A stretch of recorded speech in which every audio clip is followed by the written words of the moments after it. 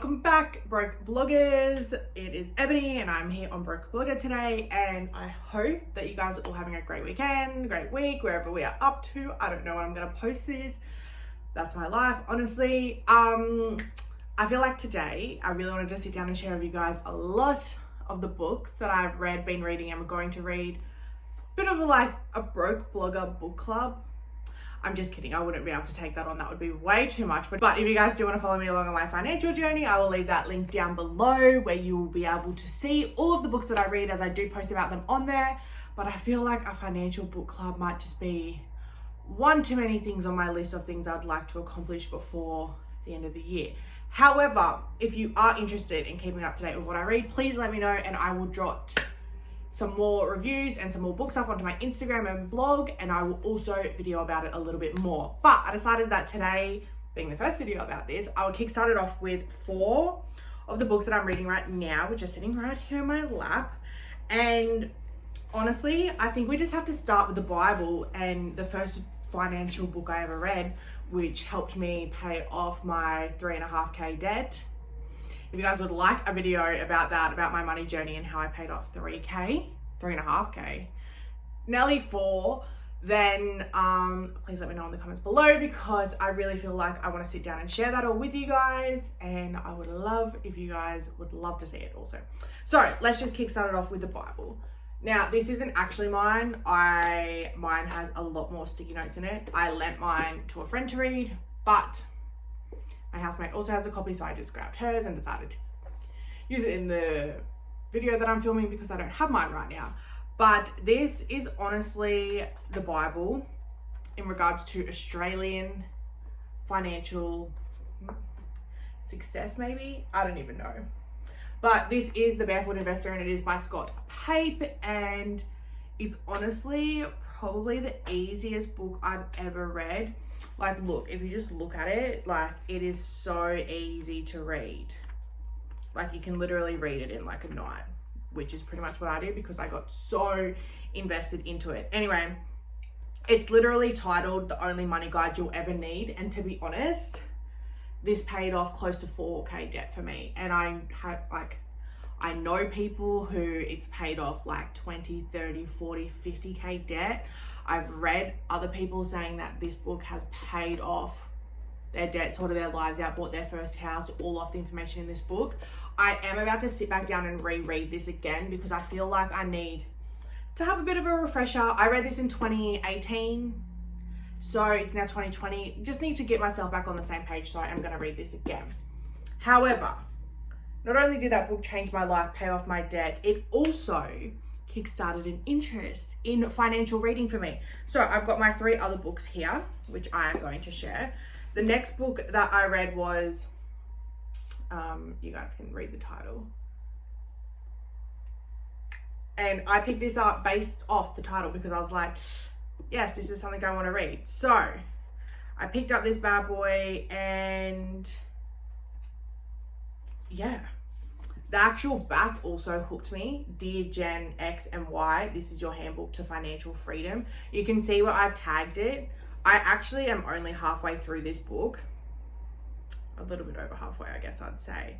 And there's just like, it's honestly such a great book and I've loved reading it. I put it down because I think something came up in my life, like I don't know. Anyway, I put it down, I haven't picked it back up, but it is sitting on my bedside table, reminding me that it needs to be picked up again. But I also feel like whilst I'm studying, I sort of have this little motto that if I have time to read non-fiction or fiction, then I have time to read my textbook. So I feel like a lot of these books get put to the side when I'm in the middle of studying, but when my session ends, this will be picked straight back up because I so far have loved it. And it's actually like really eye-opening. Like chapter, how to break up with your money. Something that we all need to do. I've clearly tabbed a lot of these things in here. The next chapter is, what's it say? Money mindfulness, something that we've talked about on my channel a lot. There's like a lot of things in here that are very inspiring and just a lot to read about as a Gen Y, I guess you would say. I think I'm Gen Y. Yeah.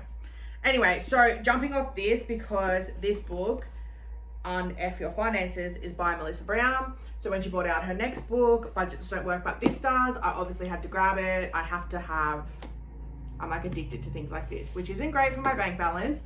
But I started reading this on the first page because I was like, I'm not going to read this until I finish the other one. And I was hooked straight away. So yeah, that's great. I was like, perfect. But I haven't read this because it's still brand new. I had to have one. I had to grab it immediately because I love Melissa Brown and had to support her, obviously. So I'm very excited to read this. Now, the fourth book that I have loved so very much, haven't finished it yet, probably about a third of the way through. You can see how many tabs I've already put in. Is called Smashed Avocado, How I Cracked the Property Market and You Can Too by Nicole Haddow. I am only, I'm going to say a third in because reading it, I read all of what has been read, I read in one sitting, and I was getting a little bummed out reading it because I was reading it when I was having bad mental health about my money. A lot of the things in the start of the book is about like being able to like use your parents' money or stuff like that. Don't really want to get into it yet until I keep reading it, but I knew that I had to put it down for a second while I sorted out my own mental health before I could pick it back up again. But there is a lot of things in here that has been very helpful. Like, let's go to what I've tabbed. This is actually really helpful. You may not be striving for a house, that's okay, but have a think about where you want to be in the next 20 or 30 years. Are your current spending habits hindering that goal? Like, writing like that changes the way I think about the world. So amazing. Anyway, these are the 4 books. One that I've read through and 2 that I'm halfway through, 3rd that I'm about to start. I wanted to share them all with you guys. 1, to sort of keep myself accountable because I will be reviewing them on my blog and Instagram. But 2, to also show you guys what helped me pay off my debt, and then what financial readings, I guess you could say, that I am reading at the moment. So this is what my financial library looks like right now. I have read other financial books. I, however, normally borrow them from the library. These are just the ones that I currently own because I find that don't buy it if you can borrow it. There's things that I like to own, like these books, obviously I like to own them, and all my other financial readings I have borrowed from the library. But if you would like to know what else I've read, I do keep a list so I know what I've read, and I can surely do a little review video about that as well. I just won't have the books with me. So that is where I'm up to right now. Thought you guys would like to see this, and I will see you all in the next video. Bye.